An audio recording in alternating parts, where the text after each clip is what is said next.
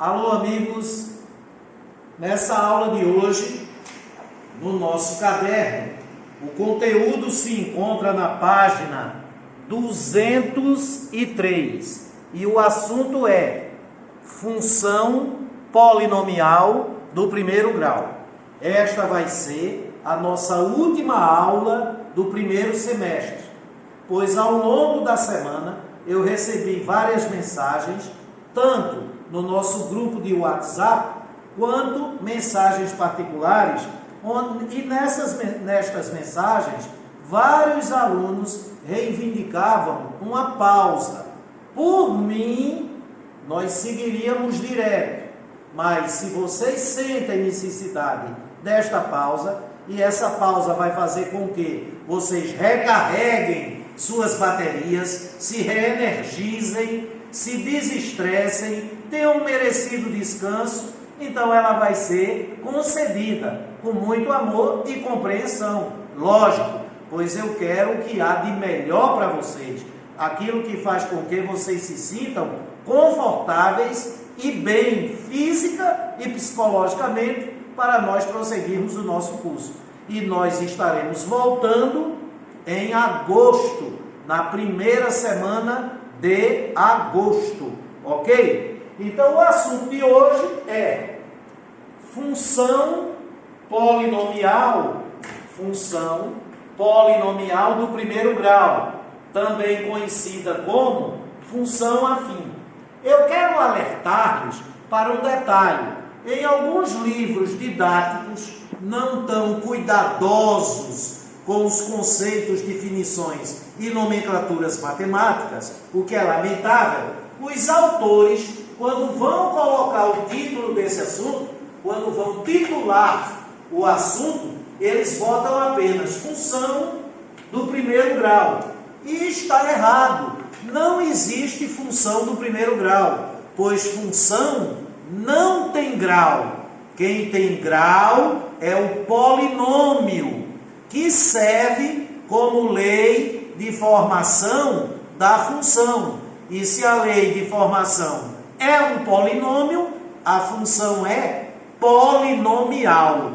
Se o polinômio for do primeiro grau, a função é polinomial do primeiro grau. Se o polinômio for do segundo grau, que é a próxima função que nós vamos estudar em agosto, aí se o polinômio que serve de lei de formação for do segundo grau, a função é polinomial do segundo grau. Então, sem maiores delongas, vamos lá. Sejam bem-vindas às nossas férias. Função polinomial. Isso. A função é polinomial do primeiro grau. Alguns professores, às vezes, se justificam quando a chamam de função do primeiro grau, porque eles dizem assim: não, pai, porque o nome é muito grande, ó, função polinomial do primeiro grau, aí eu digo só a função do primeiro grau. Não justifica, porque se você acha essa nomenclatura correta muito extensa, a própria matemática já se encarregou disso. Se você acha cansativo dizer função polinomial do primeiro grau, 5 palavras, bastaria você chamar ela de função afim. C1. Função afim é a mesma coisa que C1, função polinomial do primeiro grau. E como é que se define esta função? Se a função for f e estiver amplamente definida com a função f de R em R, com domínio reais, domínio da função, os reais, e contradomínio da função f, também os reais, o que faz com que essa função f, função f seja uma função polinomial do primeiro grau é a sua lei de formação. E esta lei de formação, que eu vou colocar dentro dessa janelinha, ela tem que ser um polinômio do primeiro grau. E como é um polinômio do primeiro grau? A variável dependente f de x, já que a função é f, e eu vou arbitrar como variável livre o x, a variável dependente, tem que ser igual a um parâmetro a, que multiplica a variável livre x, mais outro parâmetro b. Se a e b são parâmetros, a e b são constantes, a e b não são variáveis. As variáveis são apenas duas. A variável livre x, que é sempre representada no eixo das abscissas, e a variável dependente f de x, não é? Variável dependente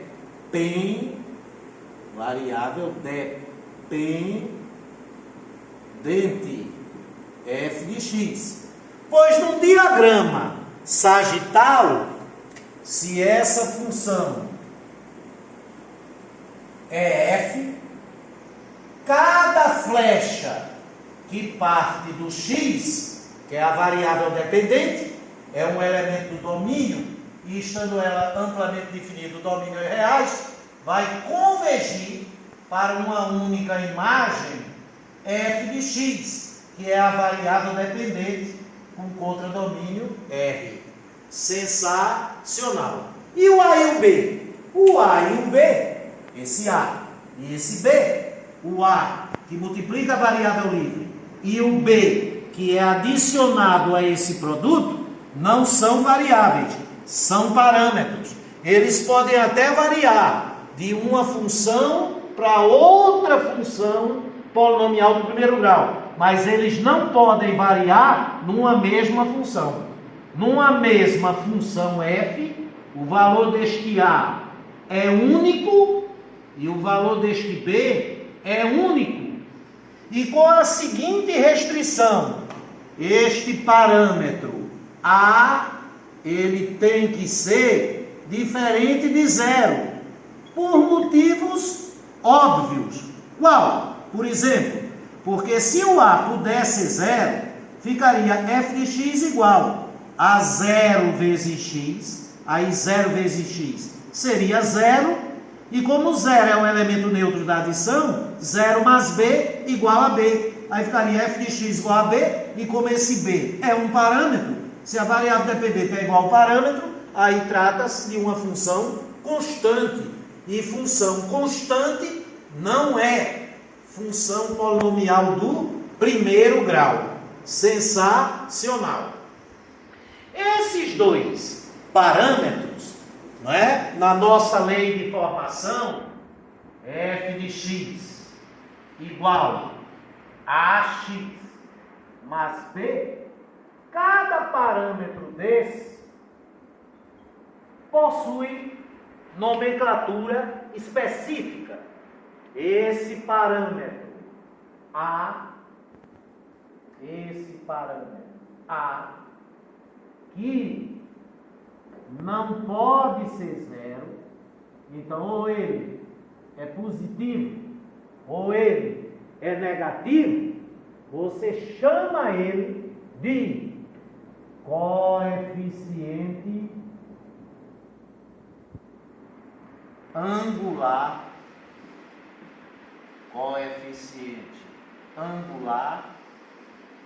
da reta. Viu? Cuidado que algumas pessoas costumam dizer, o coeficiente angular da função, o coeficiente angular não é da função, o coeficiente angular é da reta, que é gráfico da função. Legal? Ele também pode ser chamado de declividade da reta, tá? Não é declividade da função, é declividade da reta. Ele também pode ser chamado de inclinação da reta. Então esse coeficiente, esse parâmetro, que multiplica a variável livre e que não pode ser zero, ele é coeficiente angular, ele é declividade e ele é inclinação da reta, da reta, da reta. Ô professor, ele não é nada da função? É. Agora, da função f, ele nem é o coeficiente angular, nem é a declividade, nem é a inclinação. Ele é a taxa de variação da função. Sensacional. Então veja que você tem aqui 4 maneiras diferentes de se referir a esse parâmetro: coeficiente angular da reta, declividade da reta, inclinação da reta e taxa de variação da função. Ô professor Edinaldo, eu preciso aprender esses 4 nomes? Precisa, meu filho, precisa. Sabe por quê?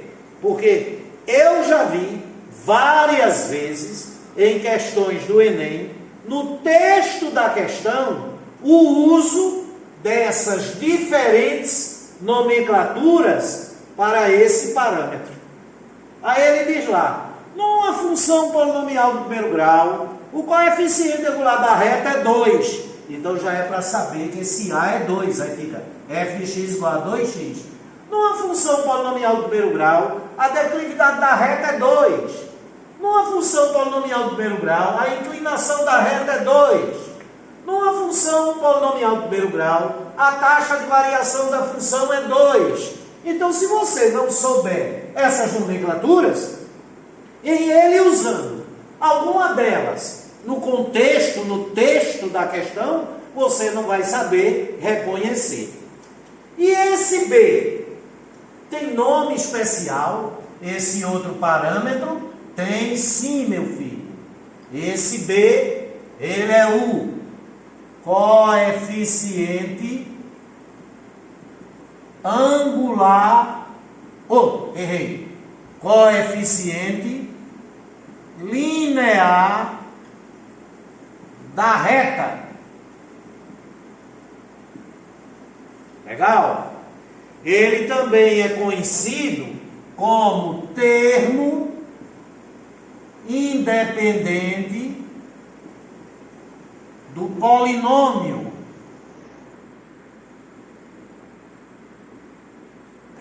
E ele também é conhecido como parte fixa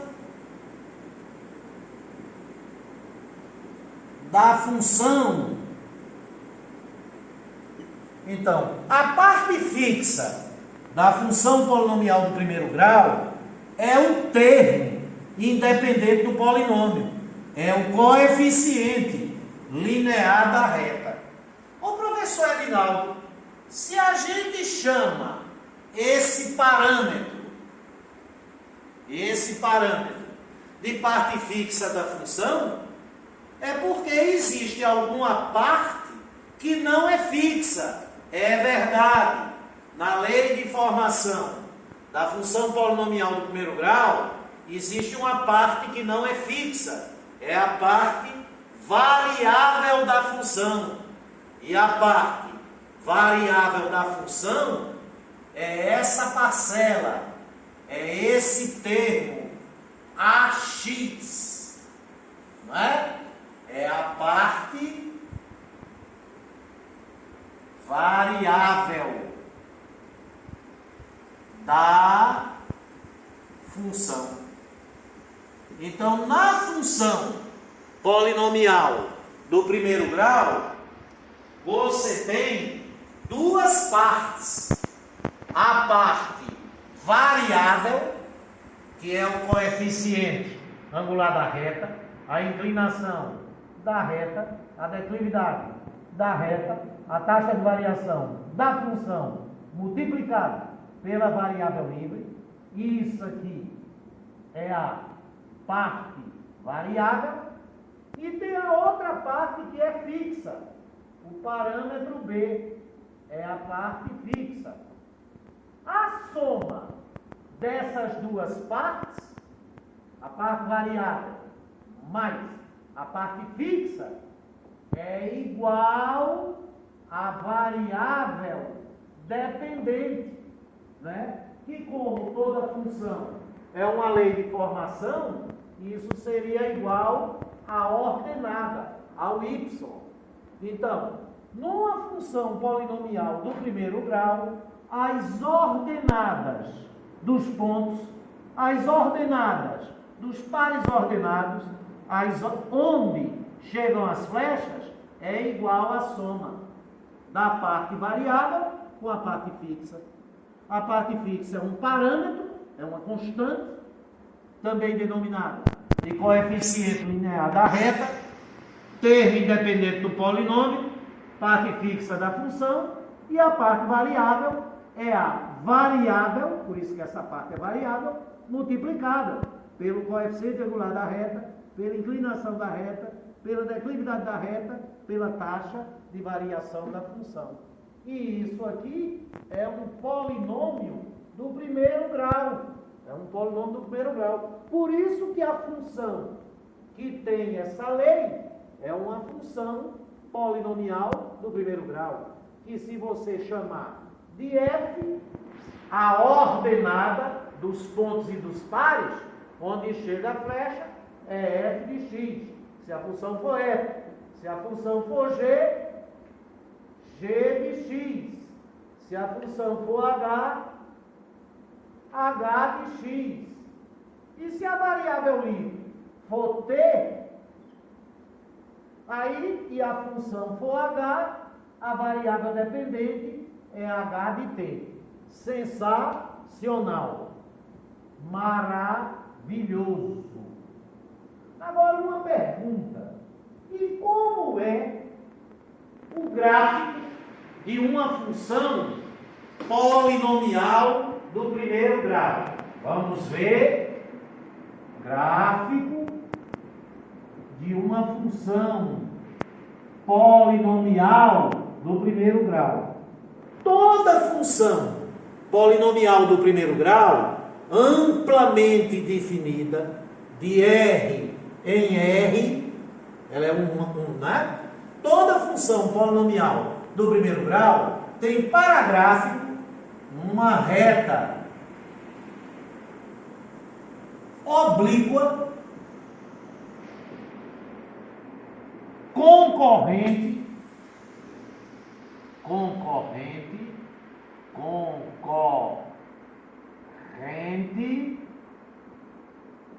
com os eixos coordenados. Os eixos coordenados são, respectivamente, o eixo das abscissas e o eixo das ordenadas. Se é uma reta concorrente com os eixos, ela não pode ser paralela aos eixos. Ela não pode ser paralela aos eixos. Então, se você tem aqui o eixo das ordenadas e tem aqui o eixo das abscissas, a reta, que é gráfico de uma função polinomial do primeiro grau, ela não pode ser paralela ao eixo das abscissas, que no caso, além de ser paralela ao eixo das abscissas, seria perpendicular ao eixo das ordenadas. E por que não?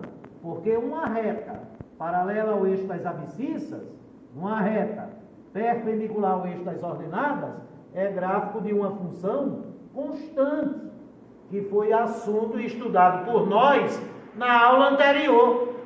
Também não pode ser uma reta vertical, paralela ao eixo das ordenadas e perpendicular ao eixo das abscissas. Por que não? Porque retas verticais representam analiticamente relações binárias que não são funções.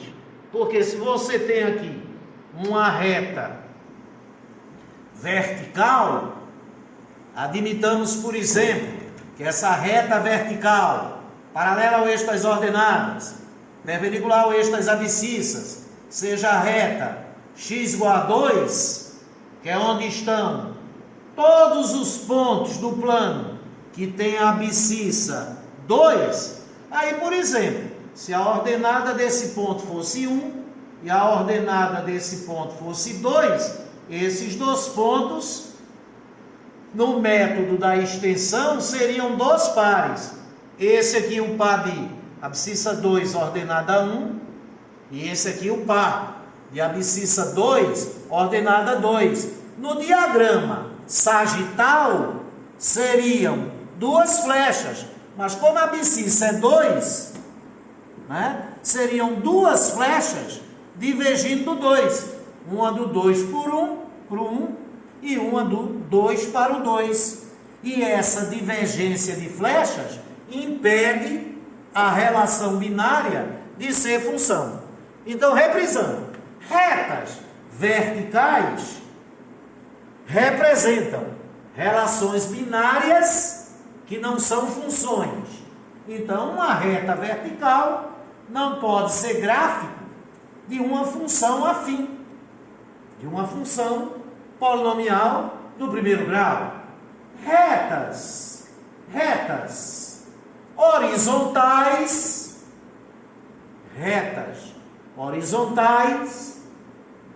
paralela ao eixo das abscissas, perpendicular ao eixo das ordenadas, representam funções. Podem sim, só que é uma função constante. E se é uma função constante, não é uma função polinomial do primeiro grau. Se não pode ser uma reta horizontal, nem pode ser uma reta vertical, tem que ser uma reta oblíqua.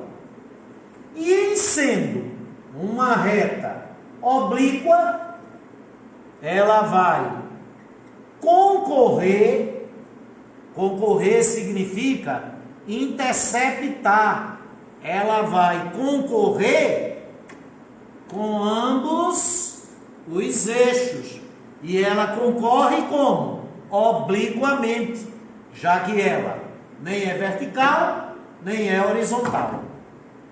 Por sinal, esses dois pontos são chamados de interceptos. Interceptos. E se a reta não passar pela origem, os interceptos serão pontos distintos. Se a reta oblíqua, concorrente com os eixos coordenados, passar pela origem, esses interceptos coincidirão. Tá certo? Pois bem, esses dois interceptos são facílimos de serem calculados. Vamos calcular este intercepto, que é o intercepto com o eixo das ordenadas, que é onde a reta, que é gráfico da função f polinomial do primeiro grau, função afim, intercepta o eixo das ordenadas. Como o eixo das ordenadas é a reta x igual a 0, esse intercepto é um ponto cujo par ordenado tem abscissa 0. E quem será a respectiva ordenada? No diagrama sagital dessa função, a ordenada é onde vai chegar a flecha que parte do 0. Numa função f, a flecha que parte do 0 chega no f de 0. E como a lei de formação é f de x igual a x mais b, o f de 0 é a vezes 0 mais b. O f de 0 é igual a b. Se o f de 0 é igual a b, esse ponto corresponde a um par ordenado de abscissa 0 e ordenada b. E como esse b é o parâmetro da lei, é o coeficiente linear da reta, é o termo independente do polinômio, é a parte fixa da função, toda função polinomial do primeiro grau vai interceptar o eixo das ordenadas num ponto de abscissa 0 e ordenada b, num ponto de abscissa 0, cuja ordenada é o coeficiente linear da reta, é o termo independente do polinômio, é a parte fixa da função. Então, saber o valor de b, que é único, já que ele é uma constante, ele não é uma variável, é saber onde a reta intercepta o eixo das ordenadas. Lembrando que o b não é o ponto, o b é a ordenada do ponto. E esse outro intercepto, o intercepto com o eixo das abscissas. Como o eixo das abscissas é a reta y igual a 0, esse ponto onde a reta intercepta o eixo das abscissas, ele está na reta y igual a 0, ele tem ordenada 0. E para saber que ponto é esse, se já sabe que a ordenada é 0, só falta a abscissa. Por ele estar na reta, ele obedece à lei de formação. E para um ponto obedecer essa lei com a ordenada 0, porque ele está no eixo das abscissas, a flecha tem que chegar no 0. Então, para saber que ponto é esse, só falta saber quem é essa abscissa. Então, é só ir na lei de formação, f de x igual a x mais b, substituir a variável dependente por 0 e calcular a variável livre. Então, fica como 0 é igual a ax mais b, lendo agora no sentido contrário, bora? Ax é igual a 0 menos b. Bora escrever? Ax é igual a 0 menos b. Se Ax é igual a 0 menos b, Ax é igual ao simétrico de b. Então, x é igual ao simétrico de b sobre a. Sensacional. Então, esse intercepto com o eixo das abscissas, que é a reta y igual a 0, o par ordenado que corresponde a ele tem ordenada 0 e abscissa simétrico de b sobre a. Então, o intercepto com o eixo das abscissas se dá sempre num ponto cuja abscissa é o simétrico do coeficiente linear da reta. É o simétrico da parte fixa da função. É o simétrico do termo independente do polinômio sobre A, que é a taxa de variação da função, coeficiente angular da reta, inclinação da reta, declividade da reta. Então, em linhas gerais, veja que maravilha. Eixo das ordenadas, eixo das abscissas, retas verticais não são gráficos de funções, retas horizontais são gráficos de funções constantes e retas oblíquas concorrentes com os dois eixos é que são gráficos de funções polinomiais do primeiro grau ou função afim. Esse intercepto com o eixo das ordenadas tem a abscissa zero e ordenada igual ao termo independente do polinômio, igual ao coeficiente linear da reta, igual à parte fixa da função. E este intercepto com o eixo das abscissas tem ordenada zero e abscissa igual ao simétrico do coeficiente linear da reta sobre o coeficiente angular da reta, ao simétrico do coeficiente linear da reta sobre a taxa de variação da função, ao simétrico do coeficiente linear da reta sobre a inclinação da reta, ao simétrico do coeficiente linear da reta sobre a declividade da reta. Então esse ponto tem ordenada B e esse ponto aqui tem abscissa menos B sobre A. E essa abscissa menos B sobre A, por ser a abscissa do ponto em que a reta intercepta o eixo das abscissas, ela ganha um nome especial. Ela é a raiz ou zero da função f. Sensacional, não é? E para ser a raiz menos b sobre a e a ordenada de onde intercepta o eixo das ordenadas ser b, se a função for f, a lei de formação tem que ser f de x igual a x mais b. Lembrando sempre que esse b,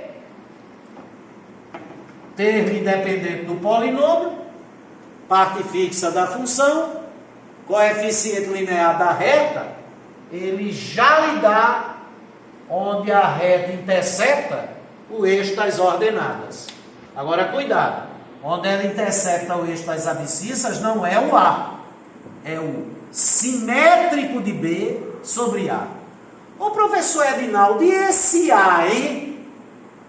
Porque se esse B, esse parâmetro B, me diz onde ela corta o eixo das ordenadas, esse A me diz o quê, hein? Porque onde ela corta o eixo das abscissas depende de A, mas não é o A, é menos B sobre A. Esse A é o quê? Vamos ver, amores. Vamos. Olha para cá. Eixo das ordenadas, maravilhoso.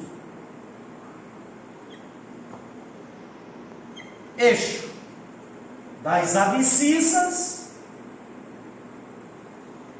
e eis aqui a nossa reta.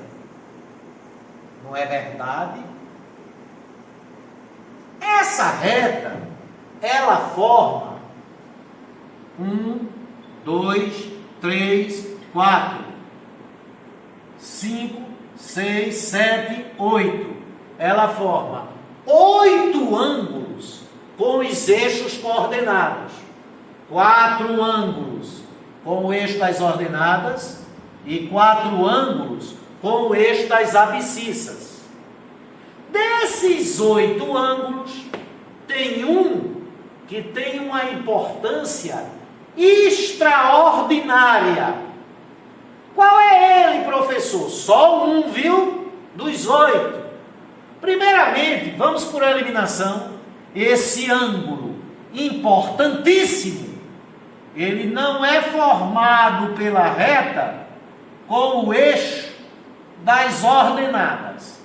Então, eliminemos os 4 ângulos que a reta forma com o eixo das ordenadas. Por eliminação. Então, nos sobram os 4 ângulos que a reta forma com o eixo das abscissas. Desses 4 ângulos que a reta forma com o eixo das abscissas, vamos eliminar os 2 que estão abaixo do eixo das abscissas.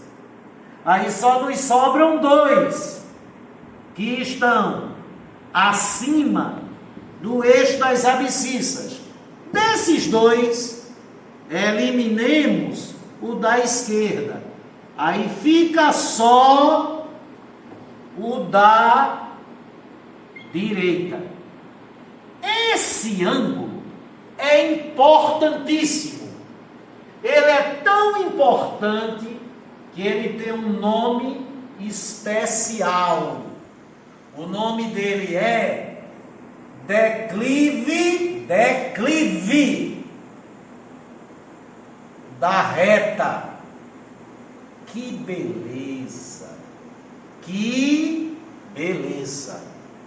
Então, o que é o declive da reta? O declive da reta, que é gráfico de uma função polinomial do primeiro grau, é o ângulo que a reta forma superiormente acima, superiormente, e à direita com o eixo das abscissas. Vamos dizer que o declive desta reta, esse ângulo que a reta forma acima e à direita com o eixo das abscissas, nessa alfa. Então, o declive desta reta é alfa. Ô professor Edinaldo, eu acho que o senhor está se desviando da minha pergunta, porque eu lhe perguntei qual era a importância desse A, do coeficiente angular da reta, da declividade da reta, da inclinação da reta, da taxa de variação da função. Pois bem, meu filho, esse A, o coeficiente angular da reta, a inclinação da reta, a declividade da reta, a taxa de variação da função, o número, que não pode ser zero, que multiplica a variável livre, formando assim a parte variável da função. Esse rapaz, esse A, ele é a tangente do declive. Então, o coeficiente linear é onde a reta intercepta o eixo das ordenadas. E o coeficiente angular é a tangente do declive. Das aulas de física, você sabe que a tangente de 45 graus é 1, não é? Então, se esse ângulo aqui, se o declive for de 45 graus, a declividade da reta, o A, é igual a tangente de 45 graus. O A é 1. Se esse declive for de 30 graus, lembra lá das aulinhas de física quanto é a tangente de 30 graus?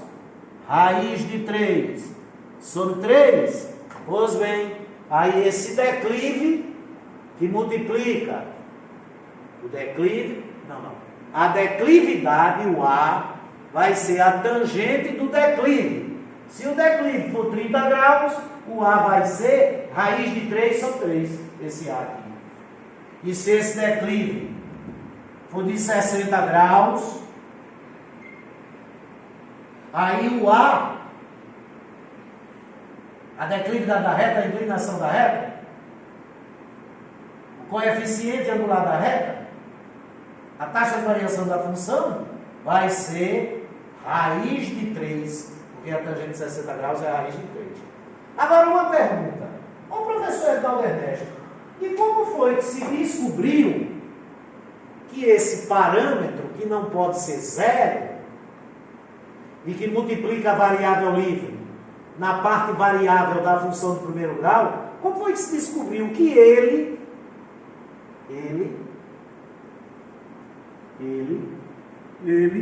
é igual a tangente do declive? Fácil demais. Não sei se você notou, esse triângulozinho aqui que eu estou achurando é um triângulo retângulo. Como a ordenada desse ponto é B, esse cateto mede B. E como a abscissa desse ponto é menos B sobre A, esse cateto mede B sobre A. Professor Edvaldo, eu não entendi não. Ô meu filho, veja. E é bom você dizer que não entendeu. Se esse ponto aqui, a ordenada, o coeficiente linear da reta for 3, e aqui, a raiz, o menos B sobre A, for menos 2, esse cateto mede 3, e esse cateto, né, mede 2, porque um cateto não pode ter medida negativa, vai ser um módulo de menos 2. Legal ou não? Vocês sabem que num triângulo retângulo, está vendo aqui o triângulozinho retângulo? A tangente de um ângulo agudo, e esse alfa, além de ser o declive da reta, é um ângulo agudo desse triângulo retângulo, aí a tangente dele, a tangente de alfa, vai ser cateto oposto, B, sobre o cateto adjacente, B sobre A.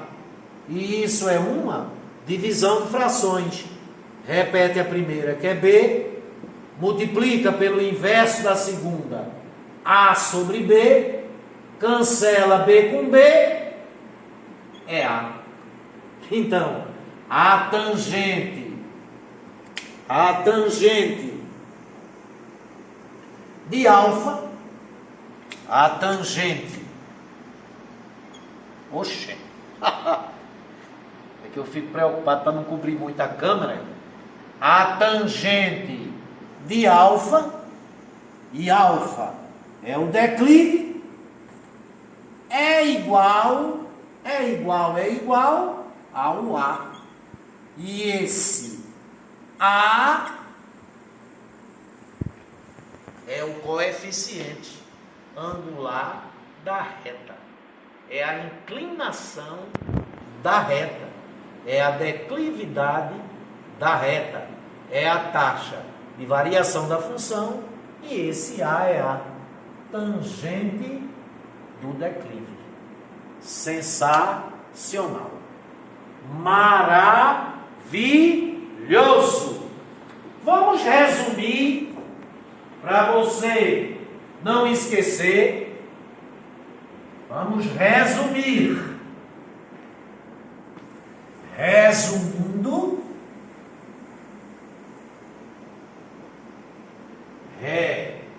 Resumindo, eixo das ordenadas, eixo das abscissas, sim, uma função f com lei, f de x, igual a x mais b, onde esse a é diferente de zero, olha a reta, interceptando os eixos coordenados. Esse ponto aqui tem a abscissa 0, ordenada B. Esse ponto aqui tem ordenada 0 e abscissa menos B sobre A. E esse ângulo aqui, alfa, a tangente dele é o A. Então, o B, o termo independente do polinômio, a parte fixa da função, o coeficiente linear da reta, é onde a reta intercepta o eixo das ordenadas. O A, inclinação da reta, declividade da reta, coeficiente angular da reta, taxa de variação da função, é a tangente do declive. E menos B sobre A é a raiz, é a abscissa do ponto onde a reta intercepta o eixo das abscissas. Sensacional. Agora veja só. Essa reta, ela só não pode ser horizontal, porque aí é função constante, e a lei é F, se for F, é f de x igual a um parâmetro. Não pode ser vertical, porque senão é uma relação binária que não é função. Essa reta tem a obrigação de concorrer obliquamente com os dois eixos. Aí ela pode fazer isso olhe para cá. Ela pode fazer isso. Isso o que, professor? Concorrer obliquamente com os dois eixos. Eixo das ordenadas, eixo das abscissas. Eixo das ordenadas, eixo das abscissas.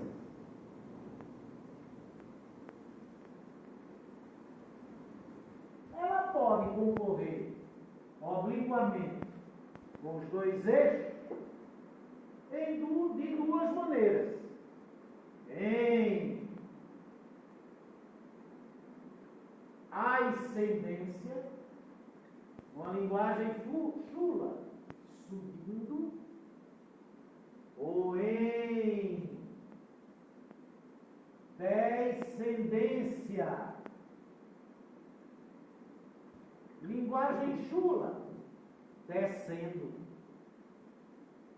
Ó, professor Edaldo, o que é que faz uma reta subir ou descer quando ela é gráfica de uma função polinomial do primeiro grau? Eu preferiria que você falasse de outra maneira, tá certo?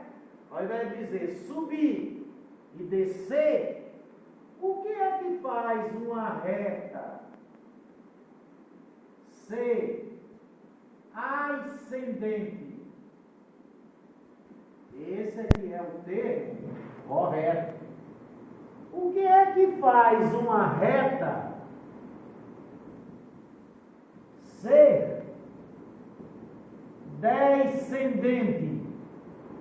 Aí sim, aí você está com um vocabulário de primeiro nível.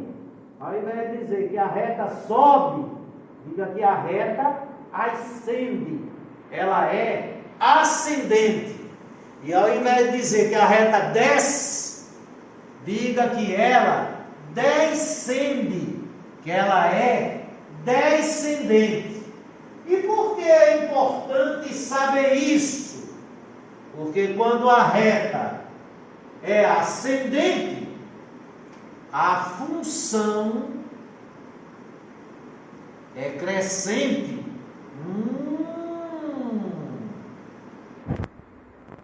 E quando a reta é descendente, a função é decrescente. Cuidado, que tem algumas pessoas que, por não dominarem bem a linguagem matemática, elas trocam alho por bugalho. Aí ele diz que a reta aqui é crescente e a reta aqui é decrescente. Reta nem cresce, nem decresce. Reta, reta, ascende ou descende. Quem cresce ou decresce não é a reta, é a função. Entendeu? A função não ascende.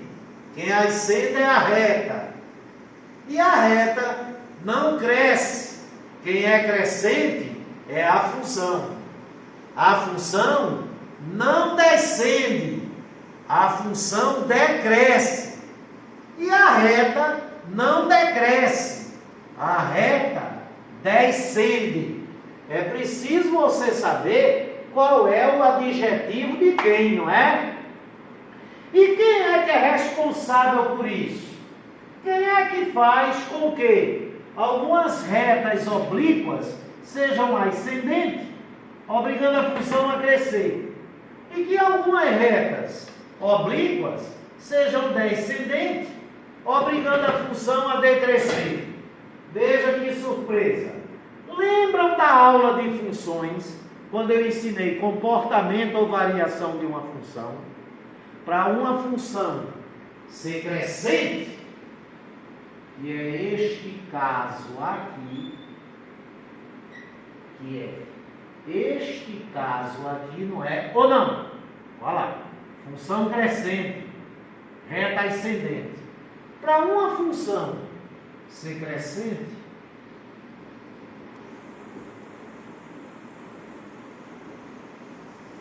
vamos nessa, é preciso que, se x1 for maior do que x2, obrigatoriamente f de x1 tem que ser maior do que f de x2.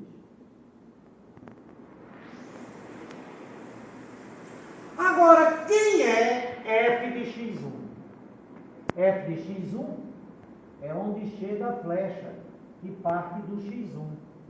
E como a lei de formação é f de x igual a ax mais b, f de x1 é ax1 mais b. ax1 mais b. E f de x2 é ax2 mais b também. Subtrai mais b de ambos os membros, ou seja, cancela mais b com mais b, ficou ax1 maior do que ax2. Vamos trazer esse termo aqui para o primeiro membro. Aí fica ax1 menos ax2 maior do que zero. Vamos botar esse a em evidência. A vezes x1 menos x2 tem que ser maior do que zero. C maior do que zero é C positivo. Então eu tenho aqui uma multiplicação onde um fator é A e o outro fator é x1 menos x2, e eu já sei que o resultado dessa multiplicação é positivo. Então eu estou multiplicando dois fatores e o resultado da multiplicação é positivo. Mas como x1 é maior do que x2, se x1 é maior do que x2, essa subtração ela tem um minuendo maior e o subtraindo menor. Quando eu faço número maior menos número menor, porque x1 é maior do que x2, dentro desse parêntese é positivo. Então esse A é um número que, multiplicado por um número positivo, o resultado é positivo. Então, esse A, que não pode ser zero, ele também não vai poder, nesse caso, quando a função é crescente, ele não vai poder ser negativo. Porque se ele fosse negativo, negativo vezes positivo, seria negativo. E o resultado da multiplicação é positivo, é maior do que zero. Então, esse A é obrigado a ser maior do que zero. Então, a reta só é ascendente, a função só é crescente se o A, o coeficiente angular da reta, a inclinação da reta, a declividade da reta, não é? A taxa de variação da função for positiva. Então, toda função que tem uma taxa de variação positiva, ela é crescente. Toda função cuja reta é ascendente, a inclinação é positiva. A declividade da reta é positiva. O coeficiente angular da reta é positivo. E por eliminação, para a reta ser descendente, é a negação dela ser ascendente. Como A não pode ser zero, a negação de ser maior do que zero é ser menor do que zero. Sensacional. Tá certo? Então esse A é duas coisas. Ele é a inclinação da reta. Então quanto maior ele, mais inclinada é a reta. E ele também é responsável pelo fato da função crescer ou decrescer, da reta ascender ou descender. A função cresce, a reta é ascendente quando ele é positivo. E a função decresce, a reta é descendente quando ele é negativo. E uma curiosidade: como a abscissa desse ponto, a raiz da função, é menos b sobre a, quando a reta é ascendente, quando a função é crescente, ela fica acima do eixo das abscissas para a direita da raiz. Então, para a direita da raiz, a função é positiva. E para a esquerda da raiz, a reta fica abaixo do eixo das abscissas, a função é negativa. Então, quando a reta é ascendente, quando a função é crescente, e a reta só ascende, a função só cresce, se o coeficiente angular da reta for maior do que zero, para a direita da raiz, a função é positiva, e para a esquerda da raiz, a função é negativa.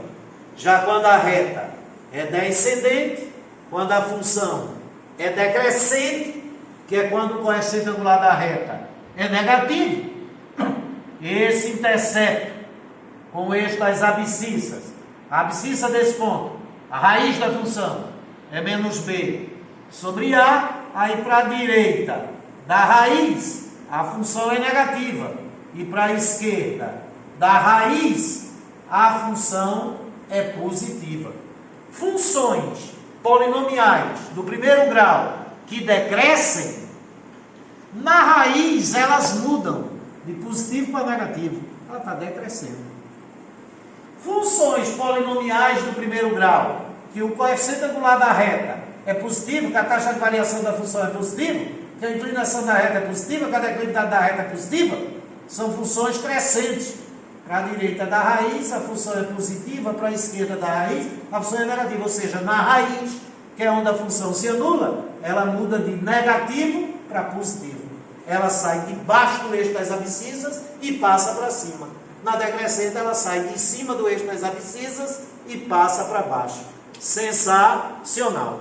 E outra coisa, né? Para duas retas no plano serem paralelas, elas têm que ter a mesma inclinação. Então, elas têm que ter o mesmo coeficiente angular. Retas com inclinações diferentes têm declividades diferentes, têm taxas de variações diferentes, têm inclinações diferentes, coeficientes angulares diferentes, e a mais inclinada tem o coeficiente angular maior, a menos inclinada tem o coeficiente angular menor. E finalmente, um detalhezinho. O professor Edinaldo, diga meu filho,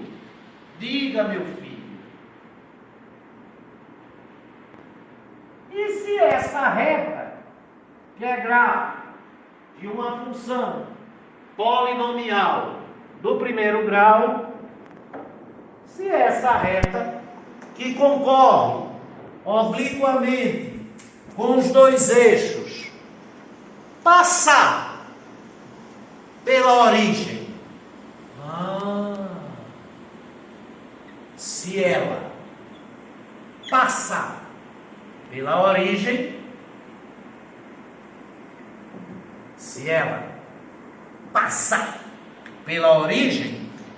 em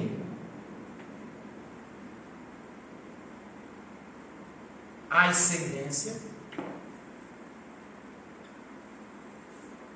ela não deixa de ser uma função polinomial do primeiro grau. A lei de formação dela continua sendo f de x igual a x mais b. Mas como ela passa pela origem, esse b tem que ser zero. Porque não é a ordenada de onde ela intercepta o eixo das ordenadas.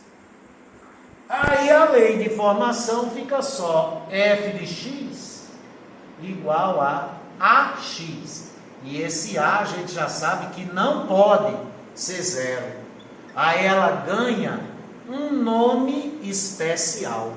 Ela é chamada de função linear. A função linear é um caso particular da função polinomial do primeiro grau. Toda função linear é função afim. Toda função linear é função polinomial do primeiro grau. Toda função linear, tá certo? É uma função polinomial do primeiro grau. Agora, nem toda função polinomial do primeiro grau é uma função linear. Certo? E quando a função é linear, as duas grandezas, representadas pela variável livre e pela variável dependente, são grandezas diretamente proporcionais. Então, quando duas grandezas são diretamente proporcionais, elas são representadas analiticamente por uma função afim, por uma função polinomial do primeiro grau, mas não é uma função afim, não é uma função polinomial do primeiro grau qualquer, é uma função afim, que é função linear. E para a função afim ser função linear, o termo independente do polinômio, a parte fixa da função, o coeficiente linear da reta tem que ser zero. Sensacional. E um detalhe que muita gente confunde: em toda função afim, toda, pouco importa se a reta passa ou não pela origem, as duas grandezas, a que fica no eixo das abscissas e a que fica no eixo das ordenadas, variam linearmente. Saber que as duas grandezas variam linearmente não garante que a função é linear, garante que a função é afim. E se as duas grandezas variarem linearmente, for uma função afim, e o termo independente do polinômio, coeficiente linear da reta, a parte fixa da função for zero, a função afim é linear. Aí as duas grandezas variam linearmente e são diretamente proporcionais. Se a reta não passar pela origem, a função é afim e não é linear. As duas grandezas variam linearmente, porém não são diretamente proporcionais. E no caso da função linear, a reta tem que passar pela origem, e ela pode passar pela origem em ascendência ou em descendência. E quem decide isso, como em toda função polinomial do primeiro grau, é a inclinação da reta, é o coeficiente angular da reta, é a declividade da reta, é a taxa de variação da função. Se a reta for ascendente, função crescente, passando pela origem, é uma função linear. o coeficiente angular da reta positivo. E se ela passar pela origem em descendência, o coeficiente angular é negativo. E tanto num caso como no outro, o coeficiente linear da reta é zero. Legal? O coeficiente linear da reta zero, a função afim é linear, e se o A for positivo, a função linear é crescente, se o A for negativo, a função linear é decrescente. Maravilhoso. E tem mais um detalhezinho, né? Olha aqui o declive. Se esse declive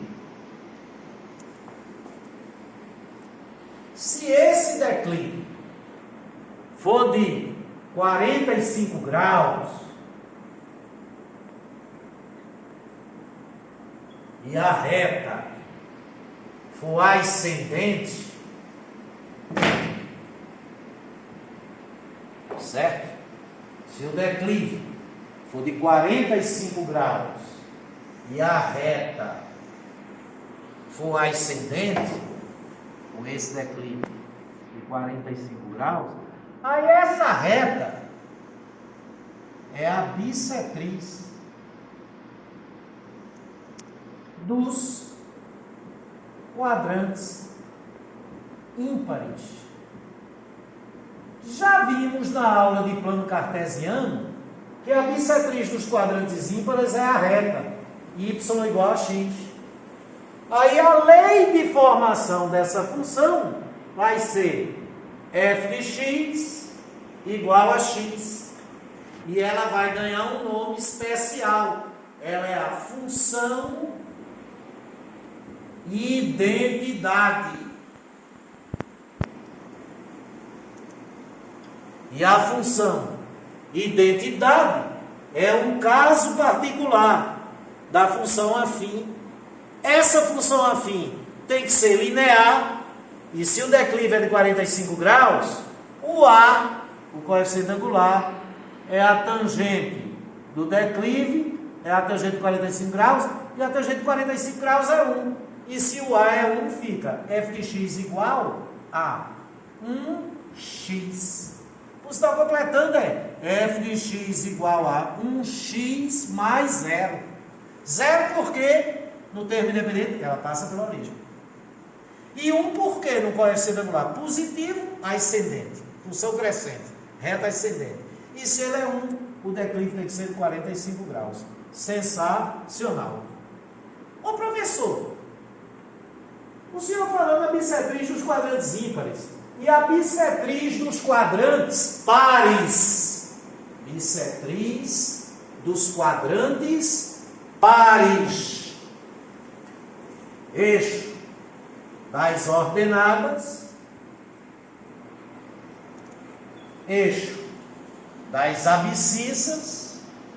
Se for a bissetriz dos quadrantes pares, segundo e quarto quadrantes, o declive tem que ser de 135 graus. Por que, professor, 135 graus? Porque aqui é 90 graus, ou não? E como aqui, para ser bissetriz, tem que ser 45 graus, 90 graus mais 45 graus dá 135 graus. Aí o declive, que é o ângulo que a reta forma superiormente à direita do eixo das abscissas, tem que ser de 135 graus. E como a bissetriz dos quadrantes pares, já vimos isso na aula de plano cartesiano. A bissetriz dos quadrantes pares é a reta. Do you remember? Y igual ao simétrico de x. A lei de formação dessa função é f de x igual a menos 1 vezes x mais 0, né? Porque ela passa pela origem, o coeficiente linear da reta tem que ser 0. Então fica f de x igual a menos x. E essa função polinomial do primeiro grau, afim, linear, cuja reta é descendente, o declive é de 135 graus e ela é a bissetriz dos quadrantes ímpares, ela é chamada de função simétrico.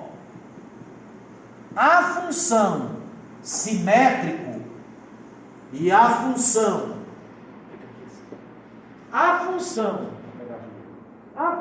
simétrico e a função identidade são dois casos particulares de funções lineares. A função identidade, amplamente definida, seu gráfico é a bissetriz dos quadrantes ímpares e a sua lei é f de x igual a x. E a função simétrico, seu gráfico é a bissetriz dos quadrantes pares e a sua lei é f de x igual a menos x. Sensacional. Para ninguém se atrapalhar, vamos explicar de novo. Vamos! Olha para cá, meu filho. Chega cá, Melquiades. Nós hoje estamos com um novo cameraman. Gustavo não pôde vir. O que substituiu o Gustavo certa vez, Mauro, também não pôde.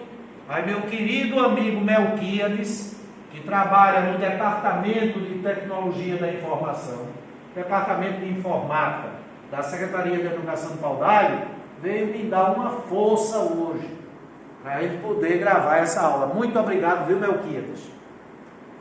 Aí, como é mesmo? A função, resumo, afim,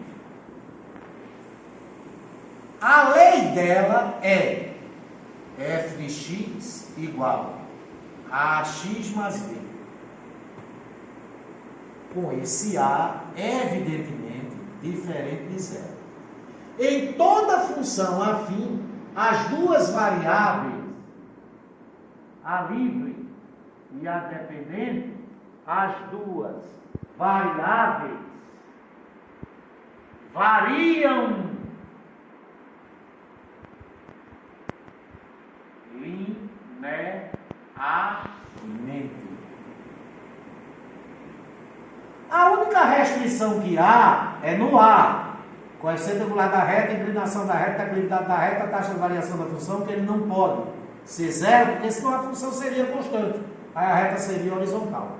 Já esse B pode ser zero. Se o B for zero, fica como? F de x igual a x. A ela é uma função linear. Aí na função linear, que é um caso particular da função afim, como ela é função afim, as variáveis também variam linearmente. E além de variarem linearmente, elas são grandezas diretamente proporcionais. Função linear, por ser função afim, as grandezas variam linearmente e são diretamente proporcionais. Agora, se a função afim não for linear, porque o B não é zero, aí as grandezas variam linearmente, mas não são diretamente proporcionais. Agora, esse A continua sendo diferente de zero. Se a obrigação dele é só ser diferente de zero, ele pode ser igual a 1. Se ele for igual a 1, fica f de x igual a x, y igual a x, aí as grandezas variam linearmente, são diretamente proporcionais, e a reta, que é gráfica, é a bissetriz dos quadrantes ímpares. E se o A for menos 1, fica f de x igual a menos x, tá? Aí ela é a bissetriz dos quadrantes pares. Quando ela é a bissetriz dos quadrantes ímpares, é a função identidade E quando ela é a bissetriz dos quadrantes pares, é a função simétrico. Cuidado para não dizer função simétrica, querendo fazer uma concordância de gênero com a palavra função, que é feminina, não é? Aí dizer a função simétrica, não é? É a função simétrico. Aí o gráfico é a bissetriz dos quadrantes pares. A função simétrica é uma função afim. Então as duas grandezas variam linearmente. Ela é linear, são diretamente proporcionais, só que a taxa de variação é -1 da função. A função identidade, ela é uma função afim. Ela é linear, então as grandezas variam diretamente, são diretamente proporcionais, só que a taxa de variação é 1. E as funções lineares, não identidade e não simétrico, são aquelas que o coeficiente angular é diferente de 0, diferente de 1, diferente de -1. E nelas, o B é 0, claro, né? O B é 0. As duas variáveis, as duas grandezas, variam linearmente e são diretamente proporcionais. Agora, se ela for uma função afim e não for linear, o B for diferente de 0, as duas grandezas vão variar linearmente, não são diretamente proporcionais, nem é função identidade, nem é simétrica, a reta nem é bissetriz de quadrantes ímpares, nem é bissetriz de quadrantes pares, até porque vai ser uma reta que concorre obliquamente com os dois eixos em pontos distintos, não passando pela origem. Com isso, encerramos toda a teoria de função polinomial do primeiro grau. Um beijo na alma para todos vocês.